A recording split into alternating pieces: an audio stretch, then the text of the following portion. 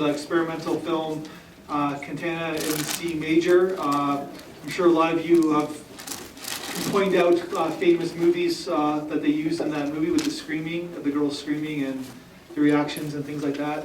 My favorite probably is the screaming and then fainting action. I like that too. So anybody want to make the first comment of the experimental film? Was there a Jamie Lee Curtis scream in that film?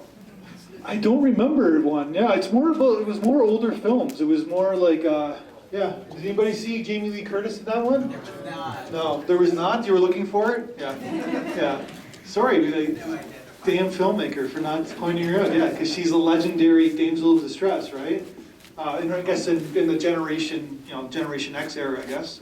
I only noticed that every woman that screamed grabbed their face. Why did they do that? What is this?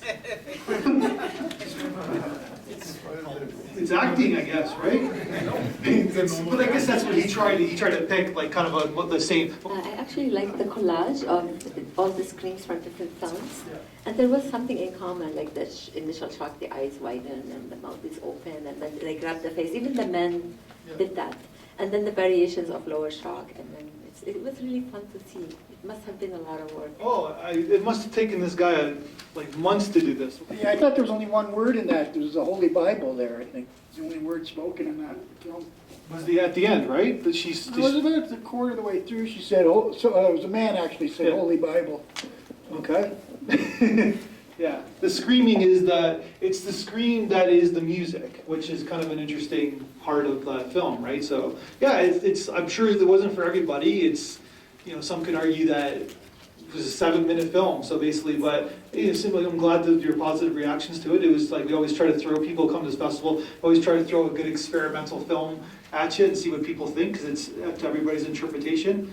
Anybody have like a grand idea what he was trying to do with this film, besides doing something fun? So I obviously don't know what the director's say artistic vision and goal was, but I noticed a really interesting pattern that kept reoccurring. So there was a series of the same movement or action, like all screams with their hands up, or then like running and closing a door, or like going into the door and closing it quickly behind them. And it was usually females, but in between every motif there was a male.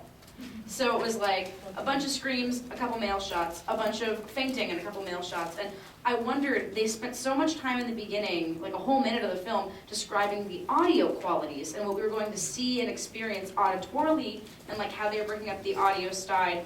But then there was a very clear visual component that they didn't discuss at all. Yeah. So I really want to know what the composer's or editor's goal was in that. And I don't know, but I think there was something there.